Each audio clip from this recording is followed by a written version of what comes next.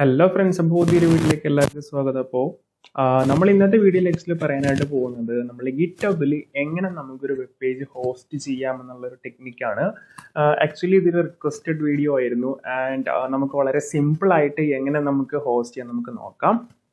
Okay, അപ്പോൾ ഞാൻ അതിനായിട്ടിവിടെ ചെയ്യണം എന്താണെന്ന് വെച്ചിട്ടുണ്ടെങ്കിൽ ഞാൻ ഡെസ്ക്ടോപ്പിൽ എന്ത് ചെയ്യുന്നു, ഒരു ചെറിയൊരു ഒരു HTML ഫയൽ ഞാൻ ആക്ച്വലി ക്രിയേറ്റ് ചെയ്ത് വെച്ചേക്കണമൊന്നുമില്ല. അത് എൻ്റെ അത് ജസ്റ്റ് ഹലോ വേൾഡ് എന്ന് പറഞ്ഞൊരു HTML പേജ്. ഓക്കെ, അപ്പോൾ ഇതാണ് ഞാൻ ആക്ച്വലി ഹോസ്റ്റ് ചെയ്യാനായിട്ട് പോകുന്നത്, റൈറ്റ്. അപ്പോൾ അതിനായിട്ട് ഞാൻ എന്ത് ചെയ്യണം, അതിനായിട്ട് നമ്മൾ ആദ്യം നമ്മുടെ GitHub അക്കൗണ്ടിൽ കയറുക. അപ്പോൾ ഞാൻ എന്ത് ചെയ്യുന്നു, GitHubൽ കയറാൻ പോവാണ്. ഓക്കെ, GitHub അക്കൗണ്ട് എല്ലാവരും ഒന്ന് ഓപ്പൺ ചെയ്യുക. ഓക്കെ, അപ്പോൾ നെറ്റ് കുറച്ച് സ്ലോ ആണ്, നിങ്ങളൊന്ന് ക്ഷമിക്കണം. ഓക്കെ, അപ്പോൾ നമ്മൾ എന്താണ് GitHubൽ വന്നിട്ടുണ്ട്.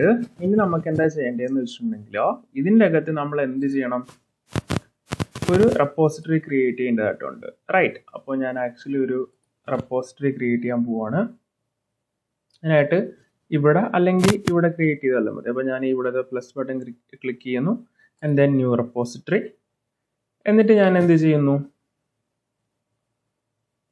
ഞാൻ റെപ്പോസിറ്ററിക്ക് ഒരു പേര് കൊടുക്കുവാണ്. ഇപ്പോൾ സാമ്പിൾ എന്ന് പറഞ്ഞൊരു പേര് കൊടുക്കുവാണ്. ഓക്കെ, നിങ്ങൾക്ക് എന്തുകൊണ്ടെങ്കിലും പേര് കൊടുക്കാം. ഇപ്പോൾ നിങ്ങളൊരു പോർട്ട്ഫോളിയോ അങ്ങനെ എന്തെങ്കിലും ഒരു സ്റ്റാറ്റിക് പേജസ് ആണെങ്കിൽ നിങ്ങൾക്ക് എന്ത് ചെയ്യാം, പോർട്ട്ഫോളിയോ എന്ന് കൊടുക്കാം. അപ്പോൾ ഞാൻ ജസ്റ്റ് ഇപ്പോൾ ഒന്ന് കാണിക്കാൻ വേണ്ടി അതുകൊണ്ട് സാമ്പിൾ എന്ന് കൊടുക്കുവാണ്. ഡിസ്ക്രിപ്ഷൻ കൊടുക്കണമെങ്കിൽ ഡിസ്ക്രിപ്ഷൻ കൊടുക്കാം. പിന്നെ ഇത് പബ്ലിക് ആയിരിക്കണം. ആൻഡ് ദെൻ ഇത് നിങ്ങൾ കൊടുക്കണമെന്നില്ല, ആഡ് എ റീഡ്മി ഫയൽ വേണമെങ്കിൽ കൊടുക്കാം. എന്നിട്ട് ഞാൻ എന്ത് ചെയ്യുന്നു, റെപ്പോസിറ്ററി ക്രിയേറ്റ് ചെയ്യുന്നു. ഓക്കെ, അപ്പോൾ റെപ്പോസിറ്ററി ക്രിയേറ്റ് ചെയ്തു.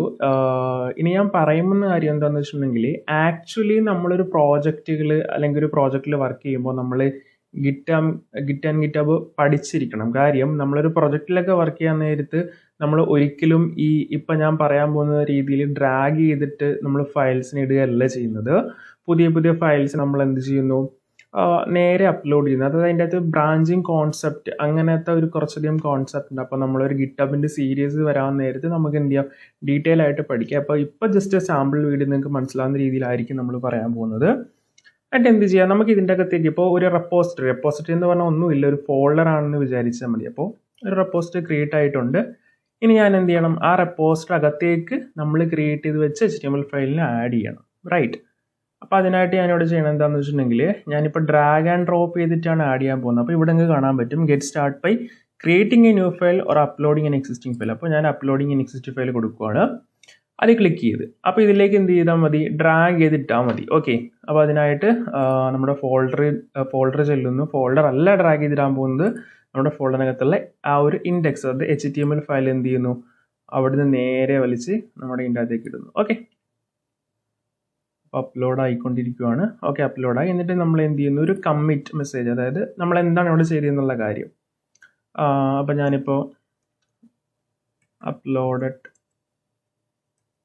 ഫസ്റ്റ് HTML ഫയൽ നിങ്ങൾക്ക് എന്തെങ്കിലും കൊടുക്കാം. ഓക്കെ,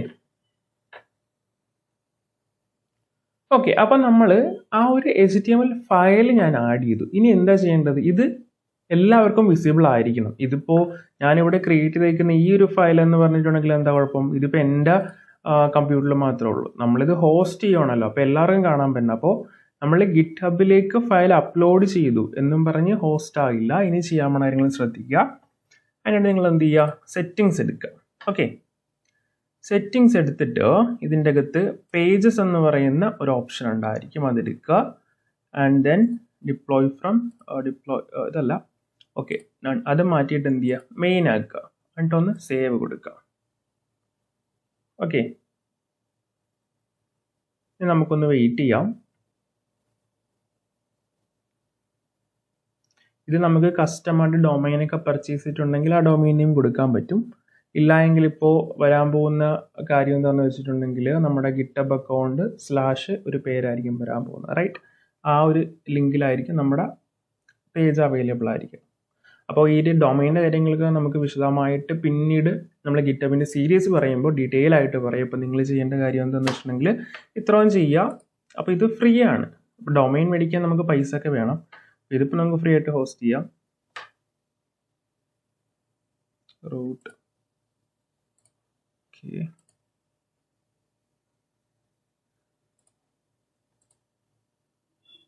ഓക്കെ, നമുക്കിപ്പോൾ എന്താ സംഭവിച്ചാൽ ഇവിടെ ഒരു ലിങ്ക് ക്രിയേറ്റ് ചെയ്തിട്ടുണ്ട് അല്ലേ. അപ്പോൾ ഈ ഒരു ലിങ്കിൽ നമുക്കൊന്ന് കയറി നോക്കാം.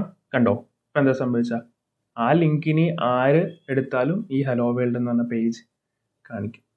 അപ്പോൾ ഇങ്ങനെയാണ് സിമ്പിളായിട്ടൊരു സ്റ്റാറ്റിക് പേജ് നമുക്ക് ഫ്രീ ആയിട്ട് ഗിറ്റ്ഹബിൽ ഹോസ്റ്റ് ചെയ്യാൻ പറ്റുന്ന രീതി. അപ്പോൾ ഈ ഒരു വീഡിയോ നിങ്ങൾക്ക് മനസ്സിലായെന്ന് വിശ്വസിക്കുന്നു. വളരെ സിമ്പിളായിട്ടൊരു കോൺസെപ്റ്റാണ്. അപ്പോൾ നിങ്ങൾക്ക് അറിയില്ലാത്ത കൂട്ടുകാരുണ്ടെങ്കിൽ ജസ്റ്റ് ഒന്ന് ഷെയർ ചെയ്ത് കൊടുക്കുക.